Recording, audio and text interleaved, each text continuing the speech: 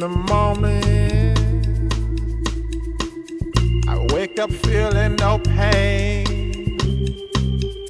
Long stretches, I get to remember it.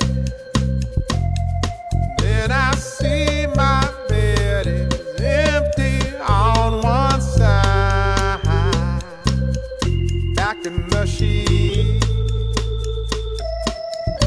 only place I can hide.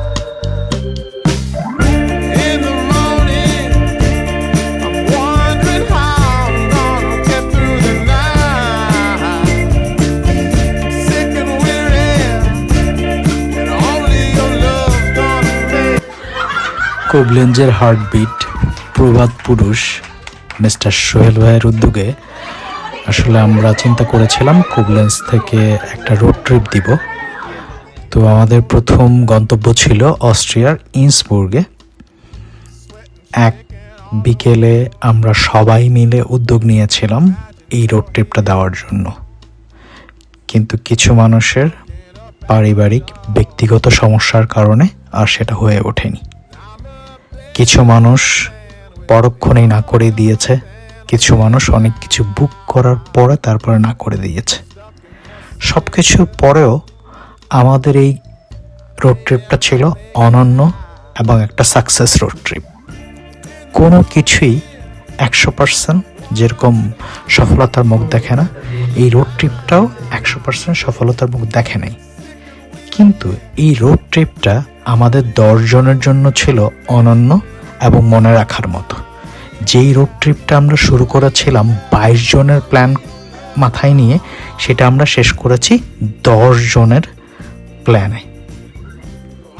আমাদের road ট্রিপের জন্য আসলে আমরা গাড়ি নিতে আসছি। তো আসলে আমরা দুই অকাল কুষ্মান্ডর জন্য অপেক্ষা করতেছি। আসলে আমরা যাদের জন্য অপেক্ষা করতেছিলাম তারা এই যে ঢুকতেছে, চশমা পরে আর একজন চশমা ছাড়া। হ্যালো, আমাদের যে গাড়ি বুকিং ছিল সেই গাড়ির বুকিং আমাদেরকে গাড়ি দিতে পারবে না, কারণ হলো আমাদের বুকিং ছিল হলো 2টা মার্সিডিজ বেঞ্জ। তো ওরা মার্সিডিজ বেঞ্জ দিতে পারবে না, কারণ হলো মার্সিডিজ বেঞ্জের রিস্ট্রিক্টেড আছে স্লোভেনিয়াতে ট্রাভেল করার জন্য। তো ওরা আসলে এখন আমাদের অন্য গাড়ি দিতেছে। তো মোটামুটি একটা সমস্যা করছে, কিন্তু সেটা সমাধান হয়ে যাবে। আমাদের রোড ট্রিপের একটা গাড়ি, তো মোটামুটি এইটা চালাবে হলো 2 জন। আমি চালাবো না, আমি যে গাড়িটা চালাবো সেটা আসলে অন্য একটা গাড়ি, কিন্তু এটা মোটামুটি চালাবো হলো 2 জন। আমরা গাড়ির জন্য এখন অপেক্ষা করতেছি আর হেরা চলে যেতেছে। আমাদের কোনো আসছেও দেরি করে, ঠিক আছে যাইতেছে আগে। এই যে ভিডিও আছে একটু পরে মোটামুটি আমাদের জার্নি শুরু করে দিচ্ছি। তো আমাদের টেকনিক্যাল কারণে মোটামুটি গাড়ি বানানো হয়েছে, সিট লাগানো, এটা হলো টেকনিক্যাল রিজন। এই যে আমাদের বুলবুল ভাই একদিন আমাকে নিয়ে মজা নিয়েছিল। আমি যখন প্রথম গাড়ি কিনি তখন এখান থেকে বেরোতে পারতেছিলাম না। এই যে আমাদের বুলবুল ভাই, ঠিক আছে, আজকে প্রথম চেষ্টায় গেছে, এখন এই যে দ্বিতীয় চেষ্টায় সে উপরে আসলো। উপরে এসে তারপর হচ্ছে দেখি গাড়ি ঘোরা। আমাদের 10 জনের জন্য 2টা গাড়ির আমরা ব্যবস্থা করেছিলাম রোড ট্রিপের জন্য। এই সামনের যে গাড়িটা দেখতেছেন, এইটা আসলে সবচেয়ে বড় গাড়ি ছিল, একটা 9 সিটার গাড়ি, এবং এটার মধ্যেই আসলে আমরা 8 জন ছিলাম। আরেকটা গাড়িতে সেটা আসলে প্রাইভেট কার ছিল, সেটার মধ্যে মাত্র 2 জন ছিল। তো টেকনিক্যাল কারণে এই ভিডিওর মধ্যে সাউন্ড ছিল, কথা ছিল, এক্সপ্লেনেশন ছিল, কিন্তু কোনো কারণে সাউন্ড মিসিং হয়ে গিয়েছে। তো এই জন্য আমাকে ভয়েস ওভার দিতে হচ্ছে। এবং এই পয়েন্টটা ছিল মোটামুটি 450 কিলোমিটার অথবা 430 কিলোমিটার মতো, যেটা আসলে আমরা বাসা থেকে রওনা হওয়ার পরে ওইখানে যেয়ে আমাদের মানে প্রথম নাস্তা করার প্ল্যান ছিল আর কি। আমরা বাসা থেকে মোটামুটি হ্যান্ডমেড কিছু খাবার নিয়ে গিয়েছিলাম। তো এর মাঝখানে ফ্রেশ হওয়া, আড্ডা দেওয়া, মোটামুটি একটু খুনসুটি করা, তারপরে নিজেদের পরবর্তী প্ল্যান কোনটা কি করতে হবে। যেহেতু আমাদের একটা রোড ট্রিপ, আমরা রোডের মাঝখানেও আসলে আমরা বিরতি দিয়েছিলাম। এর মাঝখানে আসলে আমরা অনেক এনজয় করেছি এবং আমাদের প্ল্যানটা কীভাবে এক্সিকিউট করা যায়। এবং যেহেতু আমরা একটা লং মোটামুটি অলমোস্ট 10 থেকে 12 ঘন্টার মতো ড্রাইভিংয়ে ছিলাম, তো আমরা ওই ড্রাইভিংয়ের প্ল্যানগুলোও করতেছিলাম এবং পরবর্তী ডেতে কী করা হবে সেটাও করছিলাম। কিন্তু একটা ব্যাপার হলো যে আমাদের পুরা প্ল্যান অনুযায়ী যে সব কিছু হয়েছে ব্যাপারটা কিন্তু এরকম না। অনেক মোটামুটি যেখানে যাওয়ার কথা ছিল 8টায়, সেখানে আমরা পৌঁছেছি হলো 10টায়। তো একটা কথা আছে যে আমরাও প্ল্যান করি, আল্লাহ তাআলাও প্ল্যান করে।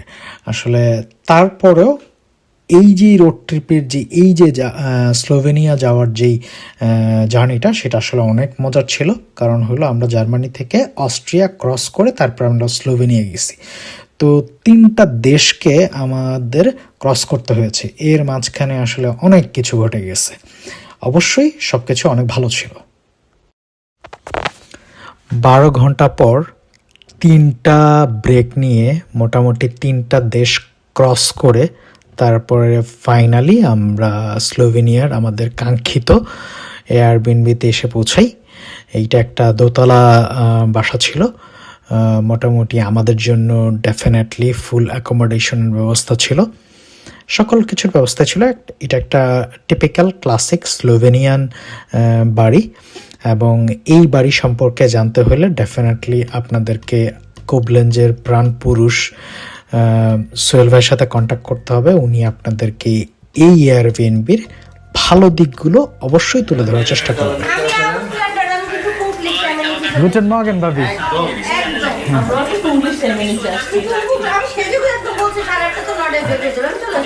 তোমরা হচ্ছে নরমাল অস্ট্রেলিয়া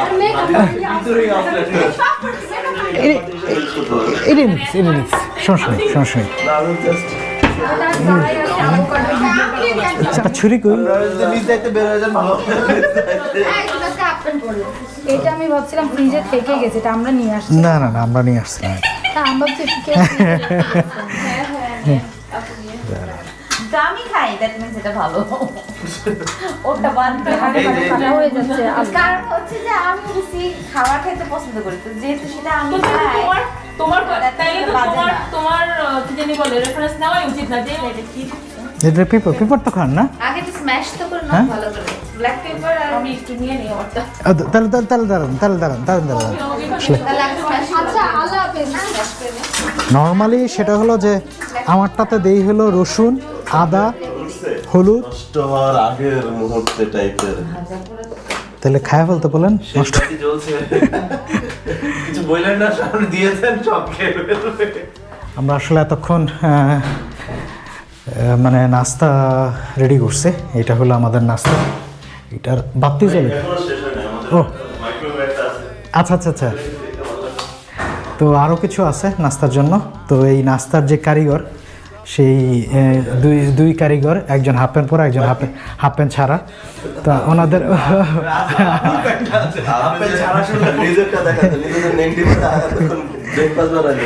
কোথায় নাকি আমারটা এই যে দেখেন, আমারটা হলো এই যে হাঁটুর নিচে, আর ওই জন্যটা হাঁটুর উপরে। ঠিক আছে।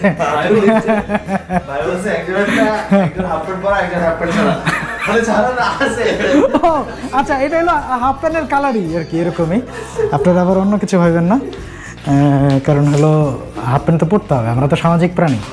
আর এইখানে আসলে যত সময় পর্যন্ত চা বিষে পরিণত না হয়, সেই চা তৈরি হচ্ছে। তো সেই বিখ্যাত চা আমরা কিছুক্ষণের মধ্যেই মোটামুটি ঝাঁপায় পড়বো খাবারের জন্য। তারপরে খাবার শেষে আমরা মোটামুটি চলে যাব সেই আমাদের গন্তব্যে, যেটা আসলে দেখার জন্য স্লোভেনিয়াতে আসছি আর কি। Take me along the way. Won't you visit? Won't you stop by to stay? I'm a better man with your love than without. In the sea, I may never make it out.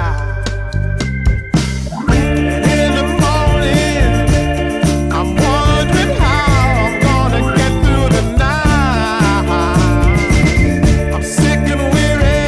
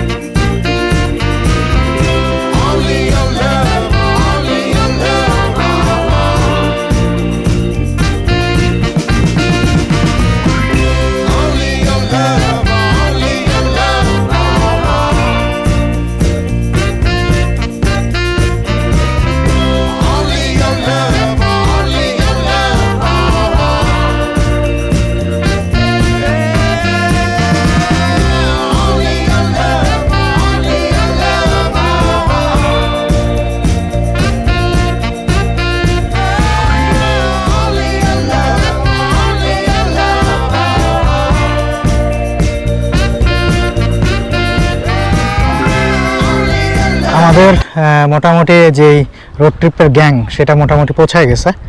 তো ওই গ্যাংয়ের কিছু অংশ ওই পাশে আছে যেখানে আসলে আমাদের ছোটো গাড়িটা রাখা হয়েছে, যেটা পিকআপে 5 জনের সিটের, এবং এইখানে হলো আমাদের বড় গাড়ি যেটা আসলে 9 জনের সিট, সেইটার গাড়িটা এখানে রাখা হয়েছে।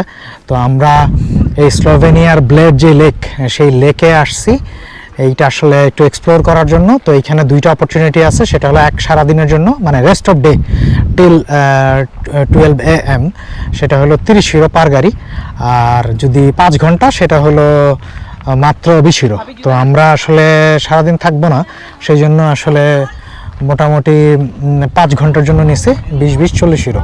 এই কস্টলি পার্কিং যদিও। তো এখন মোটামুটি আমাদের সামনে কিছু অ্যাডিডাসের লোক আছে। হ্যাঁ ভদ্র মানুষরা, ভদ্র ফ্যামিলিতে এসেছেন, আপনাদের কেমন লাগছে? আমাদের সাথে কথা বলে কি আপনাদের গর্বিত হচ্ছে? বুঝতেছি না যে ভিডিও কোন পর্যন্ত যাবে, সেই চিন্তা করতেছি। না না না, আপনাকে বলতে হবে ভিডিওর মধ্যে আপনার স্টেটমেন্ট। কেউ এখানে প্লাস কমিউনিটি 1 2 1 2 ঠিক আছে, দাঁত বের করে সবাই। মানে মোটামুটি লেকের দিকে যাচ্ছি। তো আমরা আসলে হেঁটে হেঁটে হয়তো আমাদের 10 মিনিটের মধ্যে লেগে যেতে পারে। তো এই স্লোভেনিয়ার যেই লেকটা, সেই লেকের পাশে এইরকম সুন্দর একটা পাহাড়ের ভিউ আছে। যদিও আসলে আমরা আসার পথেই এই পাহাড়ের ভিউটা দেখছি এবং দেখতে অনেক সুন্দর। অনেস্টলি স্পিকিং আমরা আসলে রেকমেন্ড করবো আপনাদেরকে আসার জন্য। ভিডিও চলতেছে এবং মোটামুটি ভাইরাও মোটামুটি সুন্দরভাবে তাদেরকে ফটোগ্রাফি করে। তো এই স্লোভেনিয়ার এই ব্লেড লেকে আসলে এরকম নীল জলরাশিতে আপনি ইচ্ছা করলে জলকেলি খেলতে পারবেন। যেহেতু স্লোভেনিয়াতে আজকে আমাদের শেষ দিন, তো সকালবেলা আমরা খুব ভোরে উঠেছি এবং মোটামুটি ফ্রেশ ট্রেশ হয়ে নাস্তা করে একেবারে আমাদের এয়ারবিএনবির সামনে একটা বসার জায়গা আছে, ওইখানে আসলে বসে আমরা আলোচনা করছিলাম যে যাওয়ার পথে আমরা 2টা জায়গা যে ভিজিট করব সেটা নিয়ে আলোচনা করছিলাম আর কি।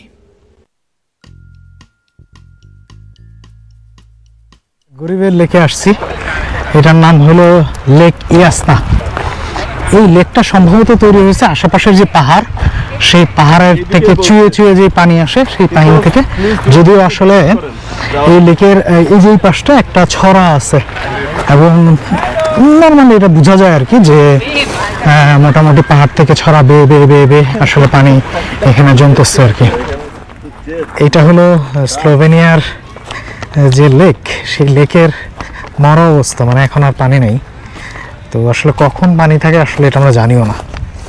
নর্মালি যেই গুগল সার্চ অথবা ইনস্টাগ্রাম ফিড, সেখানে তো আসলে পানি দেখা যায়, কিন্তু একটা সময় এটা পানি থাকে। পানির একটা মোটামুটি দাগ আছে, একটু ভিতর দিকে যেতে হবে আর কি, যেখানে মোটামুটি একটু গর্ত। নর্মালি এই জায়গাটা পানি থাকে।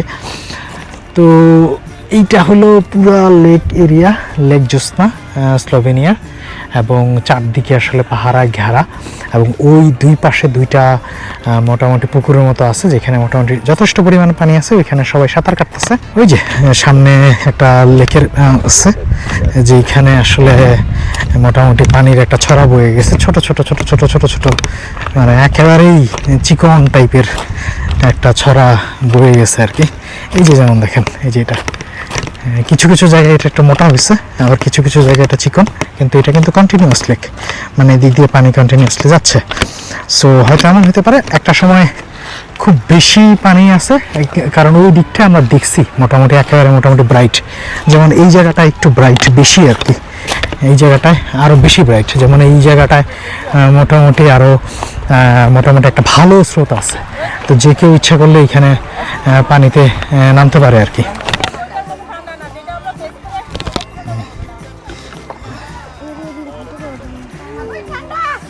হ্যাঁ, খুব মজা পাবেন, বিলিভ মি, মজা পাবেন। হ্যাঁ, আমি ধরছি সুমনা, ঠিক আছে।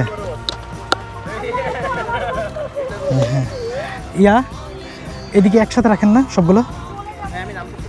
না তাহলে তাহলে তাহলে আর এদিকে একসাথে ইয়াগুলো রাখেন।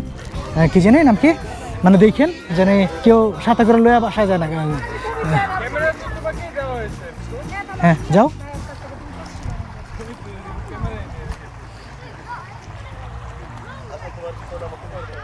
হ্যাঁ থ্যাংক ইউ কারণ ওইখানে গেলে ইয়ে হইব পানি এর মধ্যে, কিন্তু পানি টাচ করা উচিত, করলাম তো ভাই।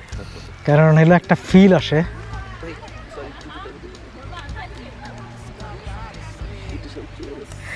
খুব এনজয় করতেছি এই স্লোভেনিয়ার যে লেকটাতে আসছিলাম। তো আমি আসলে বসে আছি আর সবাই মোটামুটি লেকে মোটামুটি ডুবি করতেছে। এদিক দিয়ে সোহেল ভাই আইসক্রিম কিনতে গেছে। আইসক্রিম কিনছেন? না কিনে নাই ভাই, কারণ হচ্ছে এখানে অনেক ফ্লেভার। আমি জাস্ট আপুরা গেলে সবাই একসাথে জাস্ট চুজ করলো। ঠিক আছে, আমি জানি না কে কোন ফ্লেভার খেতে চায়, তো সবাই চুজ করুক, কারণ অনেক ফ্লেভার তো। হ্যাঁ একটা দুইটা থাকতো তাহলে। মোটামুটি গোসল করে তারপর আসলে আইসক্রিম খাওয়ার জন্য আইসক্রিম পার্লারে আসছি। এই যে এখানে সবাই আসলে এনজয় করতেছে। তো এখানে ভাইরা আইসক্রিম কিনতেছে। Yeah, then this is এটা কার?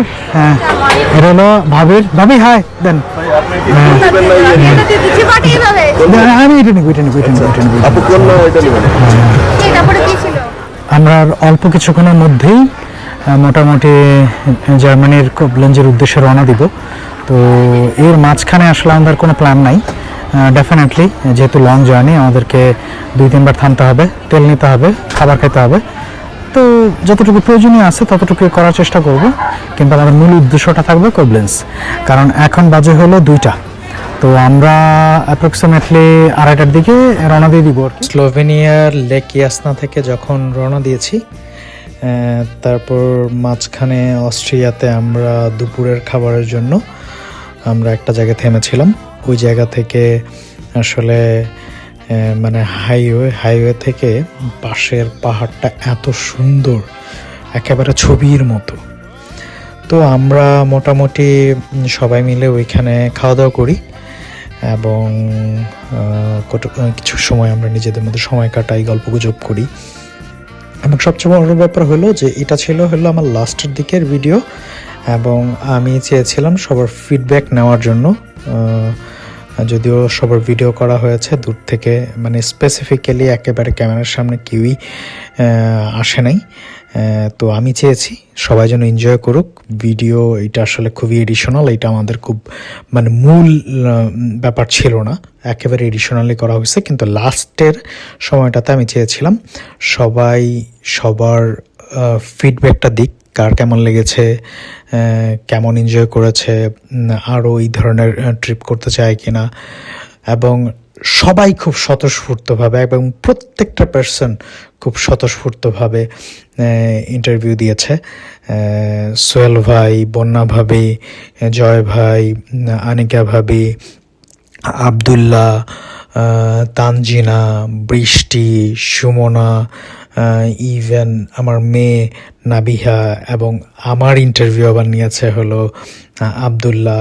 আপনারা হয়তো ভিডিওগুলো দেখতেছেন, কিন্তু মানে খুবই দুঃখের ব্যাপার, এবং আমি জানি সবাই হয়তো খুব মন খারাপ করবে। আমি জানি না আমার ক্যামেরাতে কি হয়েছিল। আগের কয়েকটা ভিডিওতে আপনারা খেয়াল করছেন যে ওইখানে সাউন্ড শোনা যাচ্ছে না। এই জিনিসগুলোতেও সাউন্ডগুলো আসলে শোনা যাচ্ছে না। তা আমি এইটার জন্য আসলে আমি আমার নিজেকেই দায়ী করব। হয়তো আমি ঠিকমতো চেক করিনি। আমার হয়তো উচিত ছিল একটা ভিডিও করে তারপর সাউন্ডটা একটু চেক করে দেখা, ভিডিওটা প্লে করে দেখা। তো আমি একান্তই সেই জিনিসটা পারি নাই বা করি নাই, চেক করি নাই। কিন্তু এখন আমি দেখতেছি যে ভিডিওতে কোনো অডিও সাউন্ড নাই। আমি আন্তরিকভাবে সবার কাছে অনেক বেশি দুঃখিত। আসলে এই ফুল ভিডিওর মধ্যে এটা আসলে একটা সবচেয়ে বড় ব্লান্ডার আমি করছি। আমি জানি না, আমি ইচ্ছাকৃতভাবে করতে চাইনি, কিন্তু এটা হয়ে গেছে। সবাই আমাকে মাফ করবেন। আর আপনারা যারা ভিডিও দেখতেছেন, আপনারা আসলে ওনাদের খুব সুন্দর সুন্দর কথাগুলো মিস করেছেন। আমি জানি না কেউ লিপস রিডিং করতে পারে কিনা, বা এমন কোনো টেকনোলজি আছে কিনা লিপস রিডিং করে ভয়েসটাকে অ্যাড করা যায়। আমি যদি এরকম কোনো টেকনোলজি পাই তো ডেফিনেটলি ভবিষ্যতে আমি এই ভিডিওর মধ্যে ওই কথাগুলো অ্যাড করব। আমি পার্সোনালি খুবই আনহ্যাপি, কারণ হলো এই মুহূর্তটার অডিওটা মিসিং হওয়াটা আমার কাছে দুঃখজনক মনে হয়। আগেরগুলো হয়েছে ওকে ফাইন, ওগুলোতে ভয়েস ওভার করা যায়, কোনো সমস্যা নেই, কিন্তু এই পার্টটা আমার মানে খুব ইচ্ছা ছিল যেন সবার কথা থেকে যাক এই ট্রিপটার মধ্যে, সবার কথাগুলো আরও 20 বছর পরে কেমন লাগে শুনতে সেটা আমি দেখতে চেয়েছিলাম, কিন্তু আনফর্চুনেটলি ওই ভাগ্যটা আর হয় নাই। তো আপনারা মাফ করবেন, এবং যারা এই ভিডিওতে ছিলেন তারাও আমাকে মাফ করবেন। I'm sick and weary. Only your love